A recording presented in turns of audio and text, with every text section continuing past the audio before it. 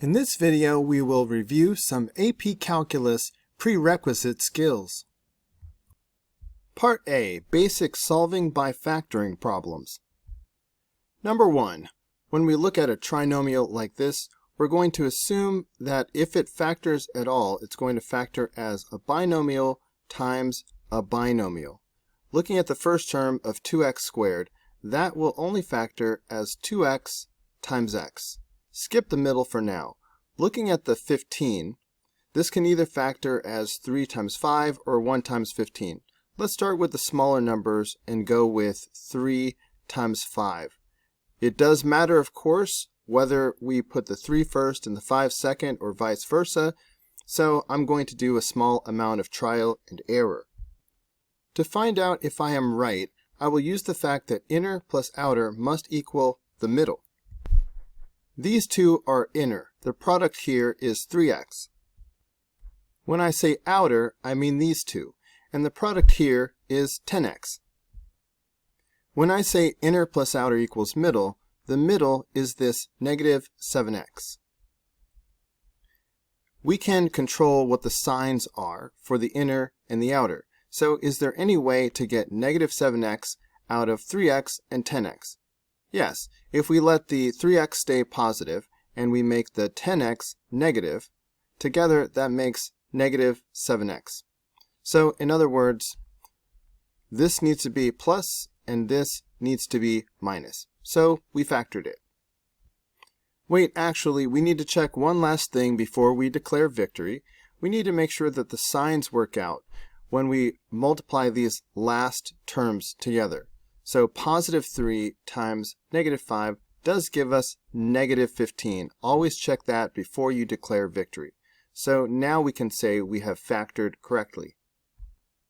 Since this product is set equal to 0, we can use the zero product property to find the solutions. In other words, we will set each of these factors equal to 0 and solve.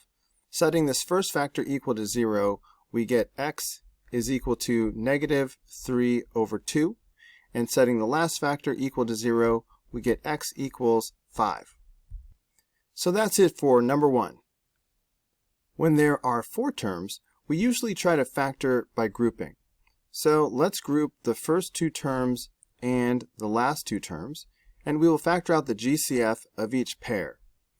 The greatest common factor of the first pair is x squared, so we take out the x squared, and that's going to leave behind x plus 1. For the second pair, the common factor is negative 4, and that's going to leave behind x plus 1. For factoring by grouping to work, we need to get the same factor each time, the x plus 1 and x plus 1 again, because now we can take that common factor and factor it out. The x plus 1 itself is now a GCF. So we can put the x plus 1 way out here in the front, and we can see that that will leave behind the x squared minus 4. But this x squared minus 4 factors further.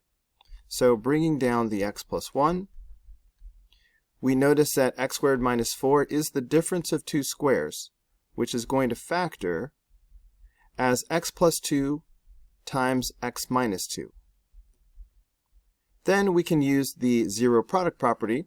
Setting each of these factors equal to 0, we get x equals negative 1, x equals negative 2, and x equals positive 2. So that's it for number 2. For number 3, I could factor out a common factor of 5, but I'm not going to. When we only have one term that has a variable in it, we can just isolate that term. So adding 20 to both sides, we get 5x squared is equal to 20. Dividing both sides by 5 gives us x squared is equal to 4. Taking the square root of both sides, we get x is equal to plus or minus 2. Don't forget the plus or minus, or you will only have half of a solution. And 50% is not great. So that's it for number 3. For number 4, every term has x's. So let's start by factoring out the greatest common factor. All three terms are divisible by 3, and because the leading coefficient is a negative, I'm going to factor out a negative 3. All of the terms have at least one x, so I'm going to factor out negative 3x. You have to go with the smallest number of x's. So let's see what gets left behind. When you do this, to figure out what goes inside of the parentheses, you divide everything by the GCF that you're pulling out. So I am dividing everything by negative 3x. So negative 24 divided by negative 3 is positive 8. X to the third power divided by x is x squared. 6x squared divided by negative 3x is negative 2x. And 3x divided by negative 3x is negative 1. All of this is equal to 0. Let's bring down the negative 3x in the front, and then we have a trinomial. So if this factors at all, it will probably factor as a binomial times a binomial. I'm going to do a little bit of guessing and checking. 8x squared can either factor as 2x times 4x, or it might be 8x times 1x. So I'm going to go with 2x times 4x for now. I always start with the smaller numbers, but if this doesn't work out, I will come back and try 1x times 8x. Anyway, skipping the middle for now, I look at the 1, which can only factor as 1 times 1. Remember, inner plus outer equals middle. Inner, the product of these is 4x. Outer, I have 2x. And the middle that I'm shooting for is negative 2x. Can I get negative 2x out of these? Yes, if I make this negative and leave this positive. That means negative goes here and a positive goes here. Check one last thing. Make sure you're getting the correct sign right here. Negative 1 times positive 1 is negative 1, so we're good. Time for the zero product property. We can get the solutions to this equation by setting each of the three factors equal to 0 and solving. Setting negative 3x equal to 0, we get x equals 0. Setting 2x minus 1 equal to 0, we get x is equal to positive 1/2. And setting 4x plus 1 equal to 0, we get negative, x is equal to negative 1/4. I didn't actually have to put x equals each time. I could have just put the answers. These are the solutions to number 4. In part B, we will take solving by factoring to the next level. For example, in number 5, we need to factor out a common binomial factor. So notice that we have 3x plus 1 here and here. We will go with the smaller degree. So the common factor is 3x plus 1 to the third power. That's what we will factor out. So factoring out a 3x plus 1 to the third power, what will that leave on the inside? When you factor something out, you divide by that thing to figure out what goes inside the parentheses. In the first term, we have 3x plus 1 to the third power in the numerator and in the denominator, so they cancel out. That leaves behind 2x plus 9. In the second term, we have 3x plus 1 to the fourth power divided by 3x plus 1 to the third power. We can divide by subtracting these exponents. So that's going to leave behind 3x plus 1 to the 1 power, or simply 3x plus 1. Notice that these parentheses aren't really doing anything. There's no exponent, there's no coefficient in front, so I'm going to just remove them. Combining like terms gives us 5x plus 10. Setting 3x plus 1 equal to 0, we get x equals negative 1/3. And setting 5x plus 10 equal to 0, we get x equals negative 2. So that's it for number 5. In number 6, we see a common factor of x plus 4 to the fifth power. So let's definitely factor that out. Once we factor out the x plus 4 to the 5th power, it leaves behind x to the 3rd power minus 9x, which is what you see right here. I noticed that there's a common factor of x in this binomial, so I'm going to factor that out to the front. But once you factor out that x, you are left with x squared minus 9. That's the difference of two squares, so let's factor that down further. Now it's time for the zero product property. Setting each one of these factors equal to 0, we get 0 from the first factor, negative 4 from the second factor, negative 3 from the third factor, and positive 3 from the fourth factor. So that's it for number 6. In number 7, we are introducing fractional exponents. Just like with whole numbers, you want to factor out the expression that has the smallest exponent. The smallest exponent is 2/3. So we are going to factor out x to the 2/3 power. Also, we notice that we have a common factor of 2, GCF, in terms of the leading coefficient. So let's factor out 2x to the 2/3 power. When you factor something out, you divide by that thing to figure out what goes on the inside. So the 3x plus 5 will just stay like it is. But for the second factor, the 2's cancel out, and when you divide with exponents, you subtract. 5/3 minus 2/3 is 3/3, which is 1. So that's x to the 1 power, also known as x. For the second term, 4 divided by 2 is 2, and the x to the 2/3 power cancels out. If we distribute the x across the binomial, we get 3x squared plus 5x, and then we bring down the plus 2. This trinomial might be factorable. If it is, it's going to factor as a binomial times a binomial. Looking at the first term, 3x squared, this will only factor as 3x times x. The last factor of 2 will only factor as 2 times 1. Now it matters whether we put 2 times 1 like this or 1 times 2. So it will be a bit of trial and error. But I know that inner plus outer must equal the middle.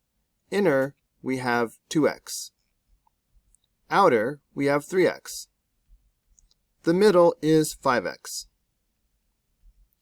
Can I get a positive 5x out of 2x and 3x? Yes, if I simply leave both terms positive. So that means a plus here and a plus here. Before I declare victory, I need to make sure that positive 2 times positive 1 gives me a positive 2, which it does. So we're good. By the zero product property, we can set each factor equal to 0 to find the solutions to this equation. When you set a monomial equal to 0, you're going to get 0. Setting 3x plus 2 equal to 0 gives us negative 2/3, and setting x plus 1 equal to 0 gives us negative 1. So that's it for number 7. Number 8 has this square root in it. Let's rewrite that as the 1/2 power. So now we have this. Clearly we have a common factor that involves this x plus 3. So we are going to factor out some kind of x plus 3. It's just a matter of what will the exponent be? Well, it's always going to be the smaller exponent. So we go with x plus 3 to the 1/2 power. By the way, as a student, you don't need to show this part in green. I'm only showing it for instructional purposes. So when you factor out something, you divide by that something to figure out what goes on the inside. Of course, x plus 3 to the 1/2 power divided by x plus 3 to the 1/2 power is 1. So we've got that. Bring down the minus sign. When you divide with exponents, you subtract the exponents. And 3/2 minus 1/2 is 2/2, or 1. So that's just x plus 3. We need to distribute this negative sign. So for a brief moment, we have this. But now we combine like terms. So 1 minus 3 is negative 2. So now we have this. Setting x plus 3 equal to 0, we get x equals negative 3. And setting negative x minus 2 equal to 0, we get x equals negative 2. I was doing this in my head to get that negative 2. Anyway, this is the answer to number 8. For part C, we need to find all values of x for which the function is 0 or undefined. Add this to your notes because this is the key. A function will equal 0 when the numerator is equal to 0, and a function is undefined when the denominator is equal to 0. Number 9. We need to find where f of x equals 0 and where f of x is undefined. F of x equals 0 when the numerator is equal to 0. Here I have set the numerator equal to 0. I put the 2x in the front to make it easier to see that on the next step I am distributing negative 2x, not positive 2x. So now we have this. X squared minus 2x is negative x squared. So that's negative x squared minus 4x is equal to 0. We have a common factor of x. Because the leading coefficient is negative, I'm going to factor out a negative x. Dividing each term by negative x leaves me with x plus 4. Using the zero product property, we get x equals 0 and x equals negative 4. So these are the two values of x where f of x equals 0. F of x is undefined when the denominator is equal to 0. But x to the 4th power will only equal 0 when x itself is equal to 0.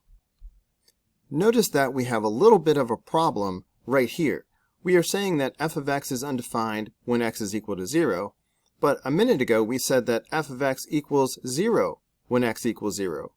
It can't be both, so which is it? The truth is that f of x is undefined when x equals 0. We can't get away from that. So x cannot equal 0. So we're just going to go back and erase that one.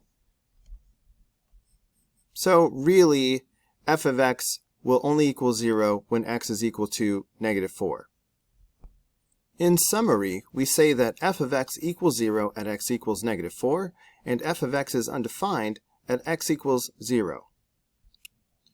For number 10, we really need to turn this into a fraction so that we can find out where f of x equals 0 by setting the numerator equal to 0, and we can find where f of x is undefined by setting the denominator equal to 0. So we need a numerator and denominator.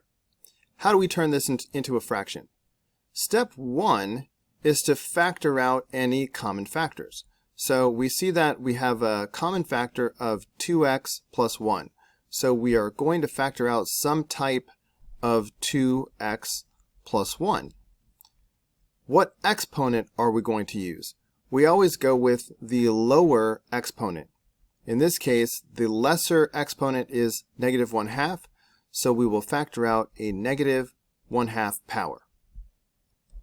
When you factor something out, you divide by that thing to figure out what goes inside the parentheses. And when you divide with exponents, you subtract. So what is 1/2 minus negative 1/2? Well, that's really 1/2 plus 1/2, which is 1 whole. So when we divide this, we are going to get 2x plus 1 to the 1 power, and we don't really need to write the 1 power. So let's bring down the plus x part, and of course, 2x plus 1 to the negative 1/2 power will cancel out 2x plus 1 to the negative 1/2 power. So these are gone, and that's really it. Because of the negative exponent, we can drop 2x plus 1 to the negative 1/2 power down to the denominator as 2x plus 1 to the positive 1/2 power. These parentheses aren't really doing anything, so we can just combine the like terms and get 3x plus 1 left up in the numerator. So we turned the original function into a fraction just like we wanted. From here we can go right to the final answer.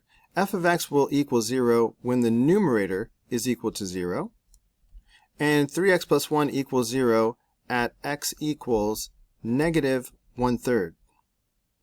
F of x will be undefined when the denominator is equal to 0. The denominator will equal 0 when 2x plus 1 is equal to 0. So that means x is equal to negative 1/2. So that's it for number 10. We need to turn number 11 into a single fraction. Let's start by factoring this denominator. X squared minus 1 is x plus 1 times x minus 1. If I were you, I would also take the negative sign from the middle and put it up on the 2. So now we have a negative 2. This way you won't forget to distribute the negative sign with the 2 when you multiply later. To combine these separate fractions into one fraction, we need common denominators. We already have an x plus 1 in both denominators, so all we need is an x minus 1 in the second denominator. Of course, you have to do the same thing to the numerator and the denominator, so we are multiplying by x minus 1 over x minus 1. Distributing the negative 2 gives us negative 2x plus 2. Now we can combine like terms and get negative 2x plus 5 in the numerator. Now we can see that f of x will equal 0 when the numerator equals 0. So that's going to happen when x is equal to 5/2. F of x is undefined when the denominator is equal to 0. That's going to happen at x equals negative 1 and x equals positive 1. So that's it for number 11. Number 12 is given to us already in fraction form. Notice that the domain is limited. We are only to consider values of x between negative 1 and infinity. Notice that this does not include negative 1 itself. Otherwise, there would be a bracket instead of a parenthesis. We know that f of x equals 0 when the numerator is equal to 0. So we begin with this. You have a choice. We can either factor this and use the zero product property, or we can just get x by itself. I've done a lot of factoring in this video, so I think this time I'm just going to get x by itself. So adding 1 to both sides, we get 4x squared is equal to 1. Then dividing both sides by 4, we get x squared is equal to 1/4. Taking the square root of both sides, don't forget your plus or minus, we're going to get x is equal to plus or minus 1/2. So these are the two values of x that will cause f of x to equal 0. Notice that both of these values do fall within the domain from negative 1 to positive infinity. F of x is undefined when the denominator is equal to 0. So that's when x plus 1 is equal to 0. However, that gives us x equals negative 1. Negative 1 is not in the domain. In summary, we can say that f of x equals 0 at x equals 1/2 and at x equals negative 1/2. F of x is defined everywhere on its domain from negative 1 to infinity. For part D, we are still looking for all values of x where the function is equal to 0 or undefined, but this time we will be working with trig functions. I will be assuming that you have long ago memorized the values on this trig value chart. For example, off the top of your head, you should know that the sine of pi over 6 is 1/2. If you haven't memorized all of these values, pause the video and memorize them right now. For number 13, my strategy is still to turn this function into a fraction. I will start by using the fact that secant is 1 over cosine. So now we have this. To make a single fraction, I need common denominators. So let's multiply 2 by cosine squared over cosine squared. In the numerator, we will now have 2 cosine squared x minus 1 over the common denominator of cosine squared. We know that f of x will equal 0 when the numerator is equal to 0. So now we have this. Adding 1 and dividing by 2, we get cosine squared x is equal to 1/2. Taking the square root of both sides, we get cosine x is equal to plus or minus 1 over the square root of 2. Some of you are more familiar with this as radical 2 over 2. So cosine of what angle is equal to 1 over radical 2? Radical 2 over 2. We know that cosine of pi over 4 is 1 over radical 2. However, there are 4 angles that have a reference angle of pi over 4. There's one in every quadrant. The cosine of any of these angles will give us some kind of 1 over radical 2. It's just that 2 of them will give us a positive 1 over radical 2, and 2 of them will give us a negative 1 over radical 2. Cosine is the x value on the unit circle, so it'll be positive over here on the right and negative over here on the left. But we don't really need to think about it that hard because we want all of the values of x that will cause cosine to be positive or negative 1 over radical 2. So that includes all 4 of these solutions. So these are the values of x between 0 and 2 pi that cause f of x to equal 0. But wait a minute, they actually restricted the domain between 0 and pi. So we have to throw out these last 2 solutions. We know that f of x will be undefined when the denominator is equal to 0. But cosine squared will only equal 0 when cosine itself is equal to 0. And we know that cosine is equal to 0 right here at pi over 2. In summary, we will say f of x equals 0 at x equals pi over 4 and 3 pi over 4. F of x is undefined at x equals pi over 2. The sine function is defined from negative infinity to positive infinity, so we don't need to worry about where f of x is undefined. We just need to find where f of x is equal to 0. Adding 4 to both sides and dividing by 4, we get sine 2x is equal to 1. When you have a function inside of a trig function, you start by solving for the inner function. So we will begin by solving for 2x. In other words, ask yourself, the sine of what is equal to 1? Sine is the y value on the unit circle, so sine will equal 1 right here at the top at pi over 2. So 2x equals pi over 2. But sine is a periodic function. It will equal 1 at many values of 2x. For example, if we go all the way around the unit circle and back to where we started from, then that will be another angle that will cause sine to equal 1. But going all the way around and back to where you started from is the same as adding 2 pi. So the sine function will also equal 1 at pi over 2 plus 2 pi. Making like denominators, we get pi over 2 plus 4 pi over 2, which is 5 pi over 2. So 2x could equal pi over 2 or 5 pi over 2. However, sine will also equal 1 if we went backwards all the way around the unit circle and back to where we started from. If we go backwards, we are subtracting 2 pi instead of adding 2 pi.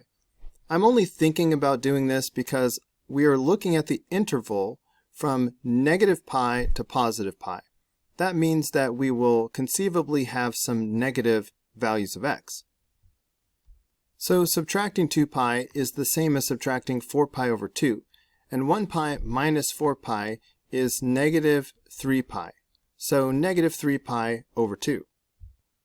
Now we have 3 possible solutions for 2x, but what we really want is x all by itself. To get x by itself, we need to divide both sides of the equation by 2. When you divide a fraction by 2, it's the same as putting an extra 2 in the denominator. So all of the denominators will go from 2's to 4's. So here are 3 values of x that will cause f of x to equal 0, but we are only looking for solutions between negative pi and positive pi. Negative 3 pi over 4 and 5 pi over 4 both fall here. You get negative 3 pi over 4 if you go this way, and you land on positive 5 pi over 4 if you go this way. but the only value that falls between negative pi and positive pi is positive pi over 4. In summary, we say f of x equals 0 at x equals pi over 4. By the way, you might be wondering why I added on the negative 3 pi over 2 and the 5 pi over 2 at this step, when these two values are clearly outside of the domain. The reason is we hadn't divided by 2 yet. Sometimes, once you divide by 2 to get the final answers, dividing by 2 will take these values from outside the domain to inside the domain. In this case, we went from negative 3 pi over 2 to negative 3 pi over 4. All right, that's closer in. We went from 5 pi over 2, which was further away, to 5 pi over 4, which was closer in. In this case, dividing by 2 did not result in moving these values from outside the domain to inside the domain. But sometimes dividing by this number will move a solution, a potential solution, from outside the domain to inside the domain for the final answer.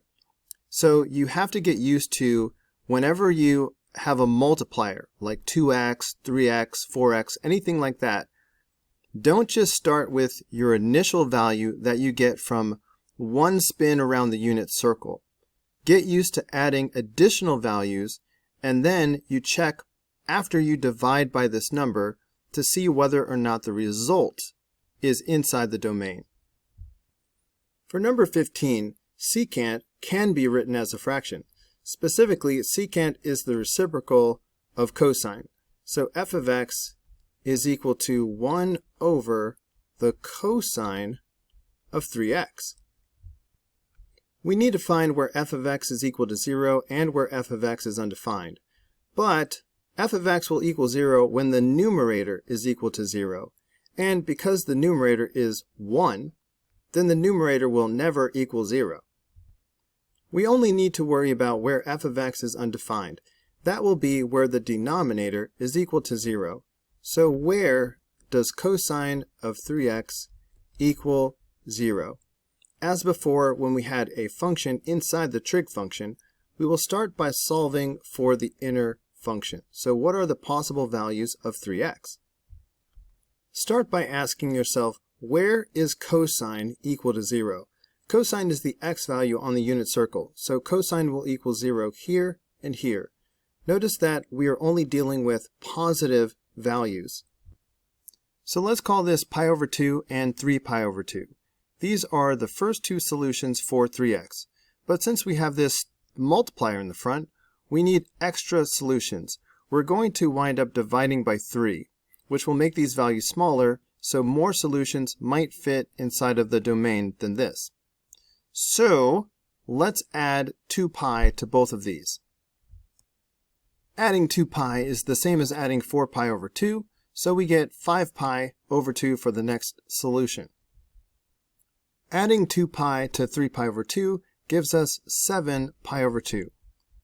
So we have 4 possible solutions for 3x, but we really want the value of x. So we need to divide both sides of the equation by 3. Dividing these fractions by 3 will be the same as multiplying the denominator by 3. So we will end up with all of these same values, but with 6's in the denominator. 3 pi over 6 reduces to pi over 2. We are only looking for values of x between 0 and pi. 7 pi over 6 falls outside of the domain, so we throw it out. In summary, we say f of x is undefined at x equals pi over 6, pi over 2, and 5 pi over 6. Cosine is defined everywhere, from negative infinity to positive infinity, so we don't need to worry about where f of x is undefined. We just need to find where f of x is equal to 0. When I see 4 terms, I think factor by grouping. So let's try grouping these last 2 terms and factoring out the common factor of x.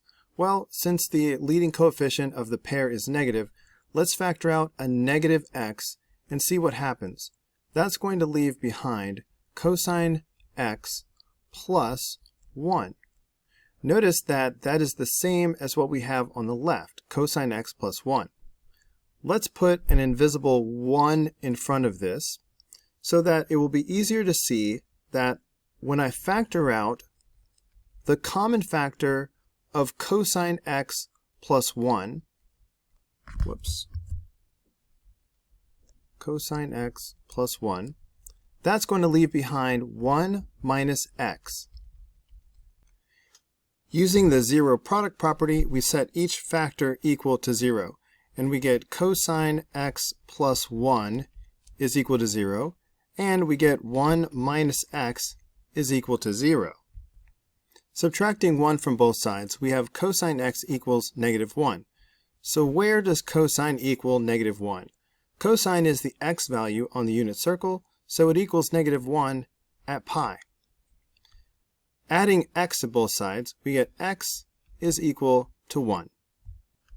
In summary, we say f of x equals 0 at x equals pi and x equals 1.